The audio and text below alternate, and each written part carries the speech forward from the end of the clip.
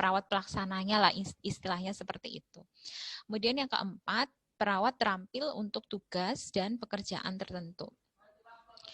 Jadi keuntungannya lagi adalah kalau dia itu perawat A, dia terampil banget kalau merawat luka, dia akan kebagian rawat luka terus ya.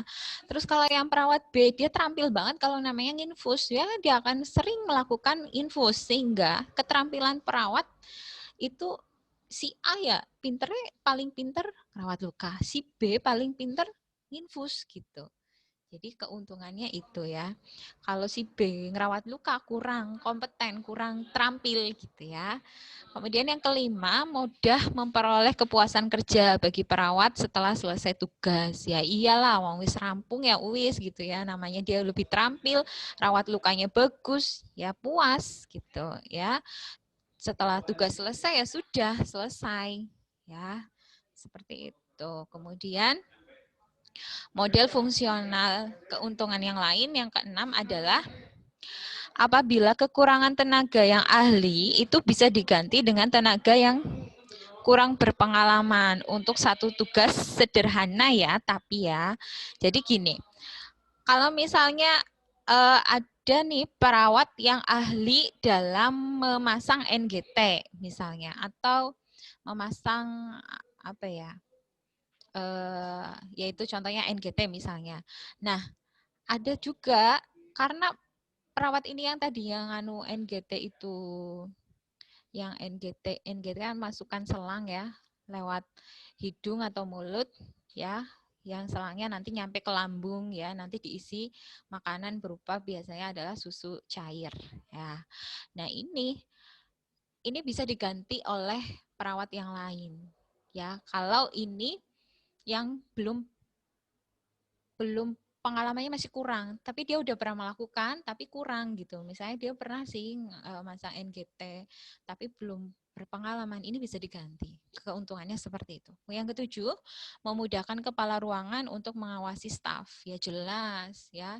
Jadi kepala ruangan ngelihat staf atau karyawan perawat pelaksananya itu praktek terampilannya dia oh dia yang bagian perawatan luka. Ntar kalau ada yang nggak beres di perawatan luka udah ketahuan nih siapa nih ya, siapa nih yang ngerjain gitu ya. Kemudian kelemahannya adalah pelayanan keperawatan itu terpilah-pilah ya, atau tidak memungkinkan untuk melakukan keperawatan yang secara menyeluruh, yaitu tadi pilih-pilih. Jadi nggak total ya, misalnya satu pasien ada nyeri, ada demam, kemudian ada butuh perawatan luka, dia hanya bisa misalnya cuma ngatasin nyerinya tok, atau cuma ngatasin yang bagian luka tok gitu ya. Terpilah-pilah, tidak memungkinkan untuk melakukan keseluruhan. Kelemahan yang kedua adalah apabila pekerjaannya selesai, itu cenderung perawat meninggalkan klien. Nah, wis rampung ya wis gitu. Yang ketiga, kepuasan kerja keseluruhan itu sulit dicapai atau sulit diidentifikasi terkait dengan kontribusi terhadap pelayanannya ya cuma bisa gitu-gitu doang ya, tadi pelaksanaannya cuma 1 atau 2 intervensi keperawatan. Perawat hanya melihat askep sebagai keterampilan saja, jadi tidak bisa ya jenenge memberikan asuhan keperawatan ya wis ya si jenenge perawat luka ya kayak gue gitu ya, tapi enggak yang namanya perawatan luka ya gitu aja gitu ya, hanya melihat itu tapi tidak melihat asuhan keperawatan itu adalah proses yang perlu berpikir kritis. Misalnya nih pasiennya kok lukanya nggak sembuh-sembuh ya, harus kenapa ya, ada faktor apa ya, apa perawatan lukanya kurang steril, atau memang dari daya tubuhnya pasien, atau pasien terkena infeksi, ya itu nggak ada berpikir kritis seperti itu di model fungsional. Ya, itu yang model fungsional.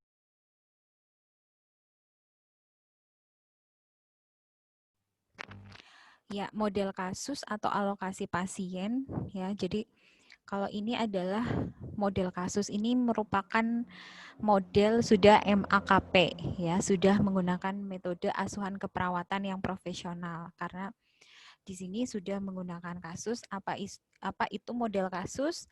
Jadi setiap perawat itu ditugaskan untuk melayani seluruh kebutuhan pasien saat ia dinas ya. Jadi perawat itu tanggung jawabnya kalau ngaskep itu dan observasi pasien itu perbandingannya pasien banding perawat itu 1:1. Jadi satu pasien satu perawat. Perawat itu dibagi habis sesuai jumlah pasien. Jadi satu perawat merawat satu pasien gitu ya. Yang kedua, pasien itu akan dirawat oleh perawat yang berbeda untuk setiap shift-nya dan tidak ada jaminan bahwa pasien akan dirawat oleh orang yang sama pada hari berikutnya. Jadi kalau setiap shift pasti ganti perawat gitu ya. Dan hari berikutnya belum tentu perawat yang shift pagi yang hari Senin ketemu lagi yang hari Selasa. Ya, ini sudah sering terjadi juga sih di rumah sakit ya. Jadi kalau kamu praktek di rumah sakit nge-shift pagi kan tukeran dinas sama temenmu yang shift siang. Ya, pasien A, kamu ngerawat pasien A shift pagi. Nah, siang nanti dirawat sama temenmu pasien yang sama. Ya, kan beda beda perawat. Besoknya kamu misalnya shiftnya ganti sore gitu ya, nggak pagi lagi kan beda lagi. Tapi dalam membuat asuhan keperawatannya itu perawat merawat pasien rasionya adalah perawat 1:1 gitu ya. Metode ini umumnya dilakukan ya untuk perawat yang privat atau untuk perawatan khusus seperti isolasi atau perawatan yang intensif. Jadi metode kasus ini khusus misalnya yang biasa diisolasi itu pasien-pasien yang tetanus ya. Pasien tetanus kan dia butuh ruang isolasi yang tenang, yang gelap. Kemudian untuk mengurangi kejang sih biar nggak kejang ya. Jadi perawatannya intensif ya. Jadi nggak ada pasien lain khusus di ruang itu, ada satu pasien itu dan perawatnya merawat pasien tersebut. Nah, perawat 1 banding pasien 1.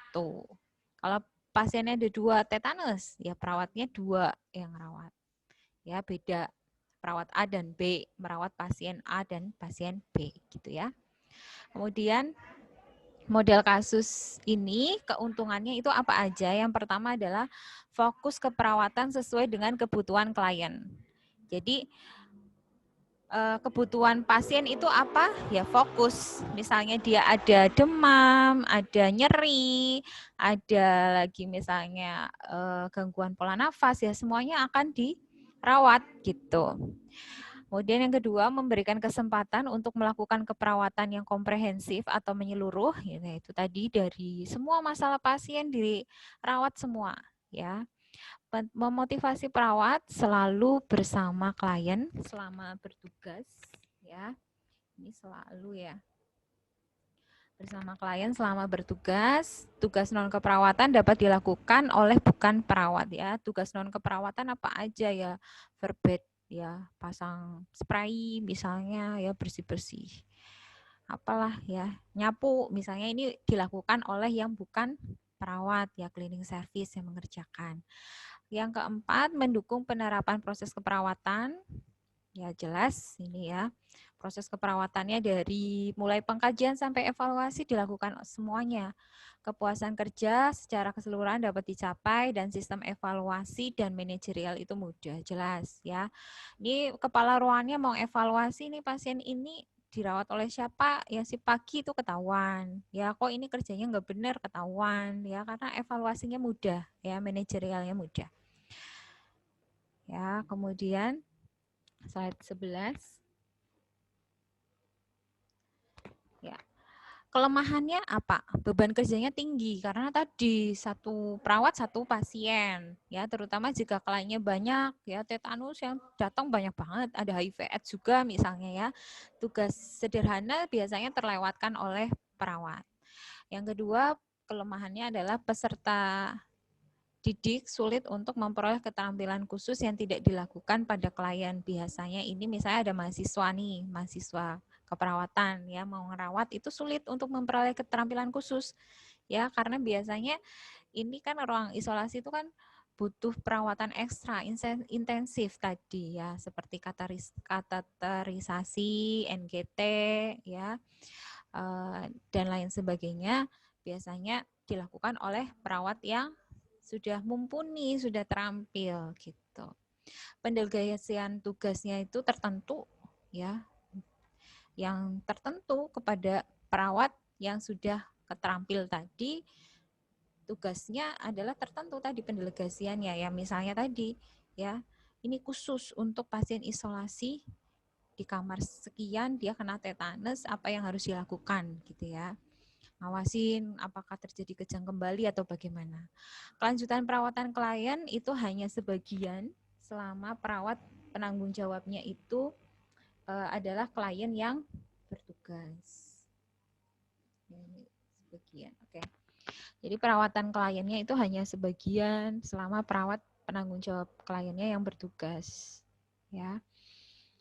Si pagi kerjain apa ya? Kerjain itu aja. Ya, sip siang nanti ngerjain apa ya? Kerjain itu aja gitu. Jadi job desk-nya sendiri-sendiri gitu ya. Pekerjaannya, jobnya masing-masing. Kelanjutan perawatan klien hanya sebagian selama perawat menanggung jawab. Oh ini sama ya, sorry ya. Kok ngetiknya 2 kali. Oke.